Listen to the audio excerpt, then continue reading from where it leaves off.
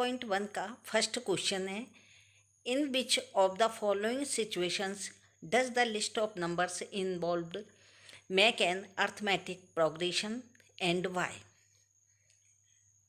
यानी कि 5.1 में है कि निम्नलिखित स्थितियों में से किन परिस्थितियों में संबंध संख्याओं की सूची एपी है और क्यों। इसके फोर्थ पार्ट है फर्स्ट क्वेश्चन के। इनमें से हमें एक संख्याओं की सूची यानी द लिस्ट ऑफ नंबर्स पहले फाइंड करनी है। जब वह निकल आए तब हमें यह निकालना है उसमें से कि क्या है एपी है। एपी यानी अर्थमेटिक प्रोग्रेशन, जिसे हिंदी में समांतर श्रेणी बोला जाता है। इसे आगे हम एपी ही बोलेंगे। इसका फर्स्ट क्वेश्चन है, the taxi fire after each kilometre when the fire is ₹15 for the first kilometre and ₹8 for each additional kilometre. प्रत्येक किलोमीटर के बाद टैक्सी का किराया, जबकि प्रथम किलोमीटर के लिए किराया ₹15 है और प्रत्येक अतिरिक्त किलोमीटर के लिए किराया ₹8 में। फर्स्ट किलोमीटर जर्नी के लिए किराया कितना है? ₹15। इसमें हम लिख लेंगे the fare for journey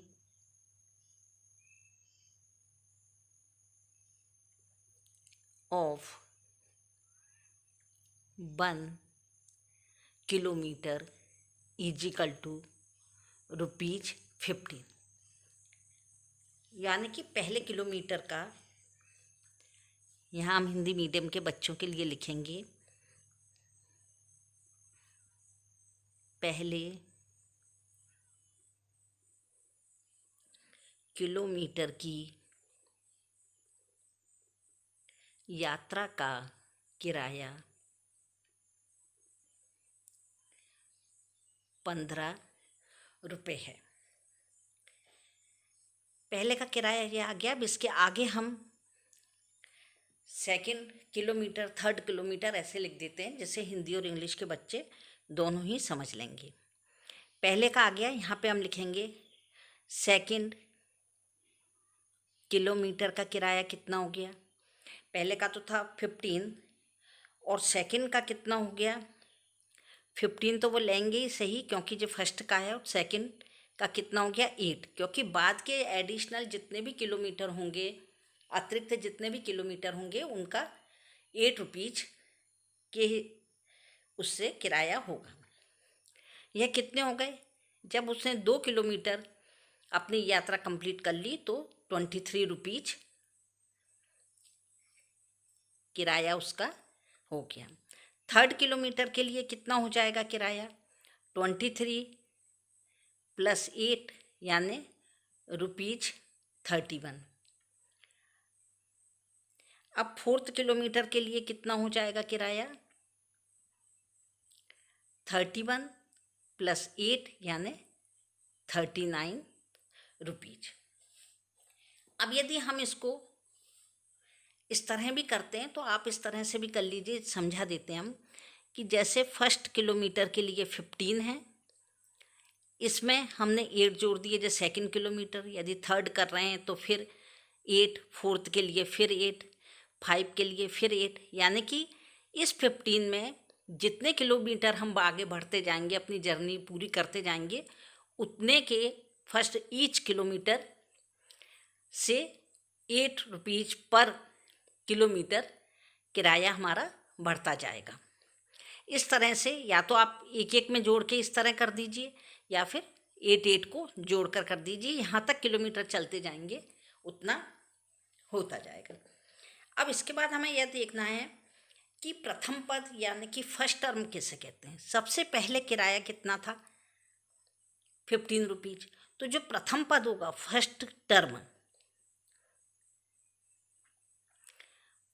term यानी कि प्रथम पद, इसका जो भी प्रथम पद है वो कितना है? 15 है। तो यहाँ पर हम लिख देंगे प्रथम पद कितना हो गया, इसको हम ए से शो करेंगे। ए इजिकल टू कितना हो गया 15। दूसरा इसमें क्या दिया गया है कि 8 रुपीज़ दिए गए हैं। तो जे हम इसकी एक सूची, उन्होंने क्या कहा था कि आप एक लिस्ट यानी संबद्ध सूची बनाइए और उसके आधार पर हमें क्या करना है, एपी बताना है कि एपी है या नहीं है, और यदि है तो क्यों है, और नहीं है तो क्यों नहीं है।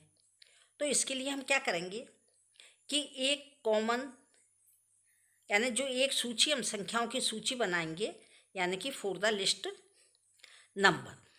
तो यहाँ पर हम लिख देते हैं, ये तो हो गया हमारा ए। अब संख्याओं की सूची को हम क्या बोलेंगे, फोर, यानी किसके लिए हमें करना है जे, for the list of numbers. ये नंबर्स को हम किससे शो करेंगे, डी से। यह हम डी से इसको शो करेंगे। अब ये लिस्ट हमारी कौन कौन सी बन गई, कौन सी बनी है ये लिस्ट, तो ये लिस्ट हमारी बनी है। सबसे पहले कितना कितना था, फर्स्ट का 15, उसके बाद कितना आया था 23, 31 एंड 39। अब इसके आगे जितना भी चलते जाएंगे उतना ही 8 रुपीज़ उसमें प्लस होकर उसका जो किराया है वो बढ़ता जाएगा। अब हमारी ए कितनी आ गई 15, और डी कितनी आ गई, यह सब आ गई। ये हमारी लिस्ट तैयार हो गई। अब डी को हमने बताया था, सॉरी ये डी नहीं है, यानी कि यह हमारा क्या आ गया था, सूची तैयार हो गई थी। अब हम डी निकालेंगे, तो डी का मतलब क्या होता है, एक कॉमन डिफरेंस। कॉमन डिफरेंस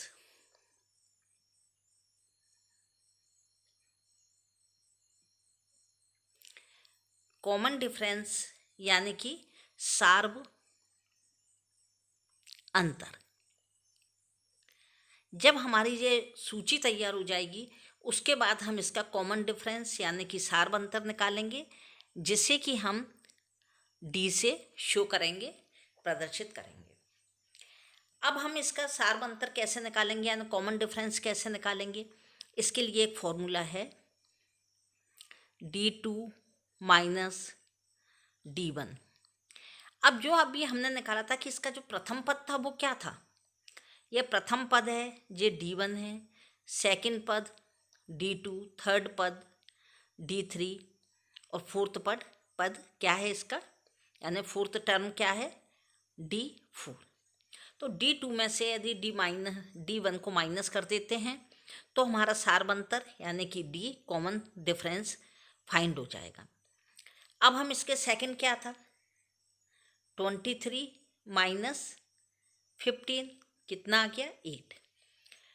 फिर थर्ड टर्म में से हम सेकंड टर्म को, तृतीय पद में से सेकंड यानी द्वितीय पद को माइनस कर देंगे, तो D3 माइनस D2, यह कितना है 3, कितना है थर्ड टर्म 31, इसमें से माइनस कर देंगे 23 को, यह भी 8 आ गया। अब D4 माइनस D3, यह 39 क्या था फोर्थ पद यानी फोर्थ टर्म था, इसमें से हम किसको माइनस करेंगे थर्ड टर्म को 31 को, यह भी कितना आ गया 8। यानी कि यह हमारा कॉमन डिफरेंस यानी कि सार्व अंतर आ गया, जो कि सेम है, इक्वल है। अब जब हमारा यह कॉमन आ गया तब हम यहाँ पर लिखेंगे कि here first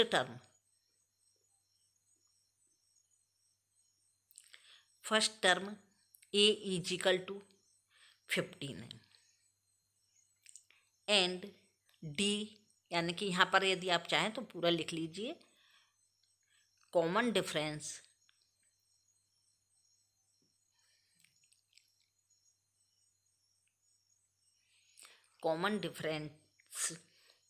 in each case, यानी प्रत्येक पद के लिए डी कितना है कॉमन डिफरेंस में कितना है? 0 है, क्योंकि 8 में से 8 माइनस होगा तो 0, फिर 8 में से 8 माइनस होगा तो 0, ये 0 आ गया। यानी कि इसमें क्या है? Common difference. अब हम यहाँ पे लिखते हैं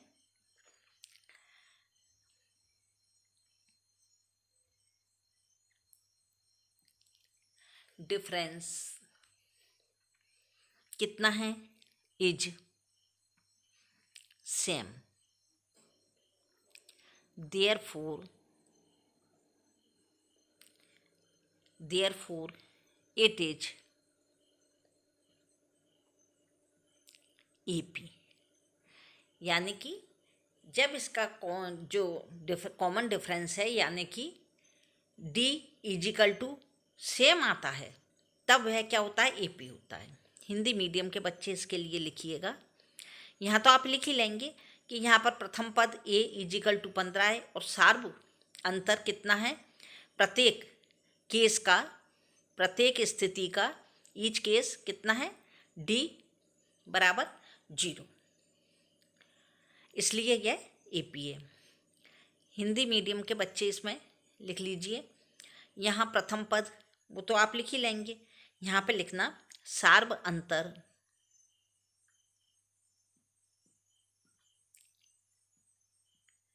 समान या बराबर है प्रत्येक पद का।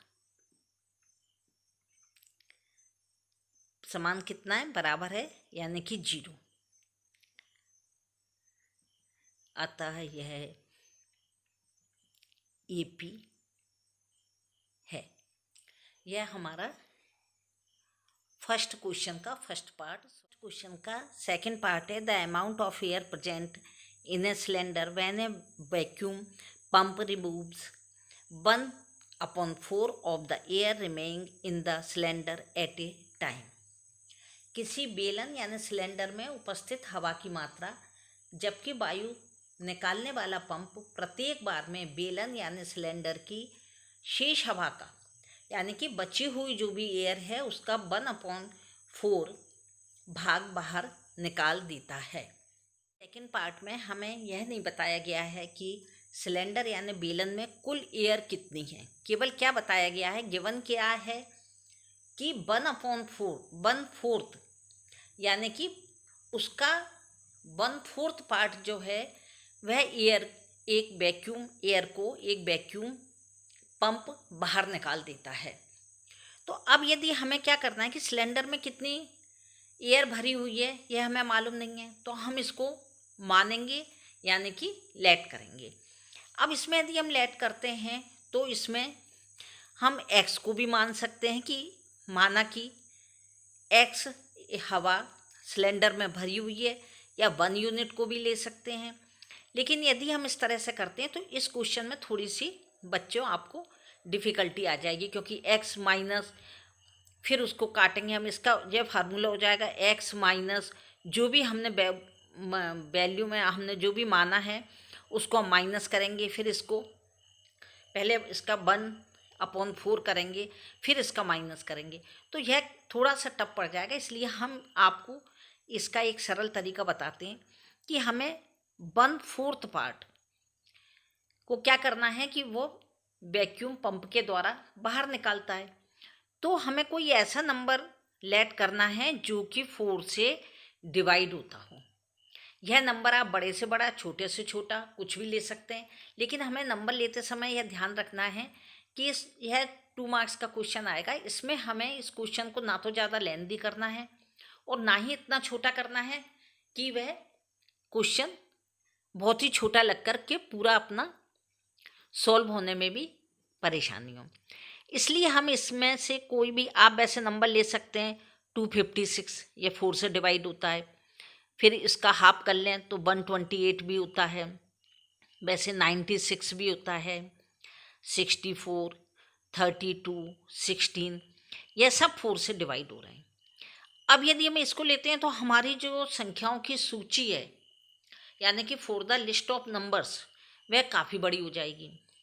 तो इसलिए हम 1, 2, 3 इनको छोड़ देते हैं, और यदि हम यह 32 और 16 ले रहे हैं तो केवल हमें संख्याओं की सूची में 2 ही नंबर प्राप्त होते हैं, इसलिए हम 64 को ले लेते हैं, क्योंकि 64 में अपन 4 का यदि डिवाइड करते हैं तो 16 आ जाएंगे और फिर हम माइनस कर सकते हैं आराम से कि 1/4 पार्ट बाहर निकालने के बाद कितना बच रहा है।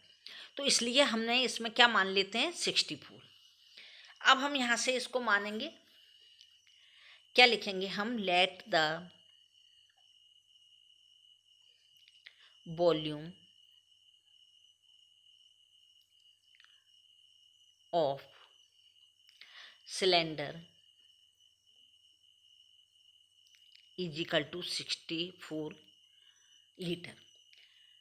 यानी कि उसमें जो एयर भरी है, किसी भी ग्लास में या किसी भी पॉट में कोई भी जो जैसे वॉल्यूम है या लिक्विड है जो भरा रहता है, वह उसका वॉल्यूम कहलाता है। तो इसमें जो एयर भरी हुई है वो क्या है, इसका वॉल्यूम है। हिंदी मीडियम के बच्चे यहाँ लिखिएगा, माना कि बेलन का आयतन इज इक्वल टू 64 लीटर। वैसे तो यहाँ पे क्यू लिखा जाता है, लेकिन हम इसको लीटर भी लिख सकते हैं और क्यूब भी लिख सकते हैं। अब हमें यह देखना है कि इसकी कंडीशन, पहली कंडीशन में क्या होता है कि वह 1/4 पार्ट इस 64 का क्या करता है, बाहर निकाल देता है। अब जो शेष बचता है, जो रिमेइंग है उसमें, उसको क्या करेंगे, फिर उसका 1/4 बाहर आ जाएगा। तो इस तरह से अब हम इसको कर रहे हैं, तो हम यहाँ पे लिखेंगे कंडीशन फर्स्ट क्या है। कंडीशन फर्स्ट है 64 का हम पहले क्या करेंगे, 1/4 पार्ट देखेंगे कि यह कितना है। 4 का यदि इसमें डिवाइड करते हैं तो 4 बन जा 4, 4 6 जा 24, क्योंकि यहाँ 2 बच रहे हैं। अब यह कितना हो गया, 16 हुआ। अब 64 में से उसने क्या किया कि 1/4 पार्ट यानी कि 16 kg जो भी है वो लीटर है, वो उसने बाहर निकाल दी। यानी कि 64 में से 16 लीटर को जब बाहर निकाल दिया तो कितने बच गए, 48 लीटर। इसमें कंडीशन में यानी कि आप हर किसी में जो लिख लीजिएगा, फर्स्ट स्थिति यह हो गई। अब कंडीशन सेकंड क्या है, कंडीशन सेकंड है 48 आई यहाँ पर 48 का फिर हमने 1/4 जो पार्ट है वो क्या किया, निकाल दिया वैक्यूम पंप ने। तो 4 से इसको कैंसिल कर दिया तो यहाँ 12 आ गए। अब 48 में से फिर उसने 12 लीटर बाहर निकाल दिया, तब कितना बच गया जी, 48 में से 12 को माइनस किया 36, यानी द्वितीय स्थिति उसकी क्या हो गई, 36। अब कंडीशन कौन सी है, थर्ड कंडीशन में क्या कर रहे हैं आप, 36 बचे, 36 का फिर 1/4 पार्ट उसने क्या किया, वैक्यूम पंप ने बाहर निकाल दिया।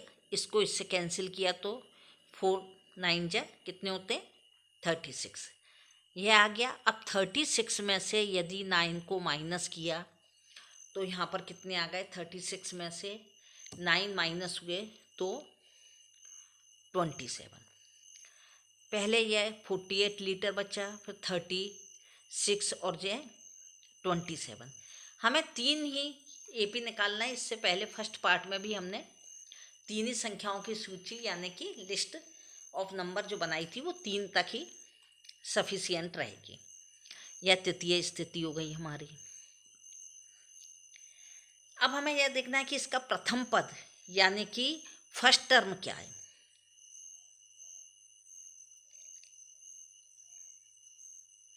फर्स्ट टर्म यानी कि क्या है, प्रथम पद। जो सबसे पहले जो पद था वो क्या था, हमने किस में डिवाइड किया था, माना क्या था 64। जो सबसे पहले आ रहा है वो प्रथम पद हो गया इसका 64। अब हमें लिखना है for the list of number. अब हमने इसकी लिस्ट बन गई हमारी। अब इसको हम लिखेंगे लिस्ट, यहाँ पे for the list of numbers. इसकी जो लिस्ट है बनी है वो क्या बनी है, देखिए सबसे पहले क्या था 64। ये हम कैसे बनाएंगे इसकी लिस्ट, इसको बोलते हैं हम संख्याओं की सूची। ये हमारी तैयार हो गई है।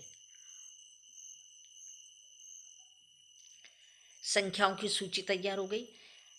ये कौन सी है संख्याओं की सूची, सबसे पहले क्या किया था हमने कि ए जे आ गया था, इसमें आ गई थी जो इसको हम बोलेंगे डी। ये डी क्या है 64, 48, 36 एंड 27। इसके बाद जितने भी हम चाहें निकाल सकते हैं, लेकिन हमें मार्क्स जितने मार्क्स का पेपर होगा, क्वेश्चन होगा, उसी के अकॉर्डिंग हमें सवाल को छोटा या बड़ा कर लेना चाहिए, क्योंकि हमें सवाल सही होने के साथ में टाइमिंग का भी ध्यान रखना है। यह हो गया D1, D2, D3, D4। पहले भी हमने 3 ही ली थी, अब भी हम फर्स्ट, सेकंड, थर्ड और फोर्थ जे ले रहे हैं। अब इसकी जो सूची तैयार हो गई, अब हमें यह देखना है कि यह AP है या नहीं है, क्योंकि उनमें लिखा था क्वेश्चन में कि आपको यह बताना है कि पहले लिस्ट तैयार करनी है, उसके बाद आपको यह बताना है कि जो संबद्ध लिस्ट या सूची है वह AP है तो क्यों है और नहीं है तो क्यों है। फर्स्ट पार्ट इसका क्या था, AP था, क्योंकि उसका कॉमन डिफरेंस 0 था। अब इसका भी हम देख लेते हैं कि क्या कॉमन डिफरेंस इक्वल है, क्या सेम है। यदि सेम है तो ये AP है, और यदि सेम नहीं है तो ये AP नहीं है। इसके लिए हमें क्या करना होगा, D2 में से D1 को पहले माइनस करना होगा, फिर D3 में से D2 को, फिर D4 में से D3 को। अब D2 क्या है 48, यहाँ माइनस का साइन लगाएंगे, क्योंकि यह क्या है D2 माइनस D1 है, तो यहाँ माइनस का साइन लग करके यहाँ क्या आ जाएगा 64। 64 माइनस का है, यानी कि बड़ी संख्या माइनस की है और छोटी संख्या प्लस की है, तो यहाँ पर आ जाएगा माइनस। और 4 में से यानी 14 में से 8 गए तो यहाँ बच गए 16 और यहाँ बच गया 1। यानी कि फर्स्ट हमारी जो D2 में से D1 हमने माइनस किया तो फर्स्ट कितना आ गया -16। फिर दोबारा हमने क्या किया, ये कितनी है D3 कितनी है 36, 36 माइनस 48, क्योंकि 2 कितनी है D2 40। अब दूसरी लाइन में आके जब 48 हुई है, पहली लाइन में तो ये क्या थी सेकंड ही थी, तो अब जो सेकंड इस जगह पर आ गया, इसमें से हमने इसको माइनस किया तो 8 में से 6 2 और ये 1 बच गया। अब यहाँ पर ये कितना हो गया D4 कितना है 27 और D3 कितना है ये 36। 36 में से यदि 27 को हम माइनस कर देते हैं तो कितना आ गया -9।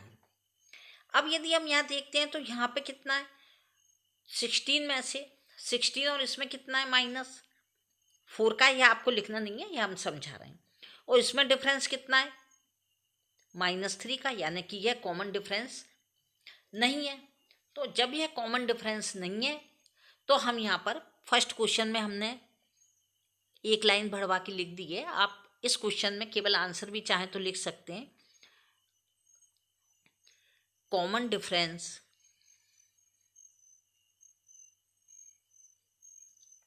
Are not same, so it is not AP। यह सूची AP नहीं बना रही है। क्यों नहीं बना रही, क्योंकि इसके उन्होंने लिखा था, वहाँ पर पूछा गया था कि यह AP है या नहीं है, और यदि है तो क्यों है और नहीं है तो क्यों नहीं है। पहले वाली है थी क्योंकि उसमें यस आया था, क्या क्यों आया था, क्योंकि ये कॉमन डिफरेंस 0 थे उसमें, इसलिए वो AP थी। इसमें कॉमन डिफरेंस, इसमें 4 का डिफरेंस है, इसमें 3 का -3 है, ये तो 3 का डिफरेंस है, इसलिए यह AP नहीं है। हिंदी मीडियम के बच्चे इसके लिए लिखना, सार्व अंतर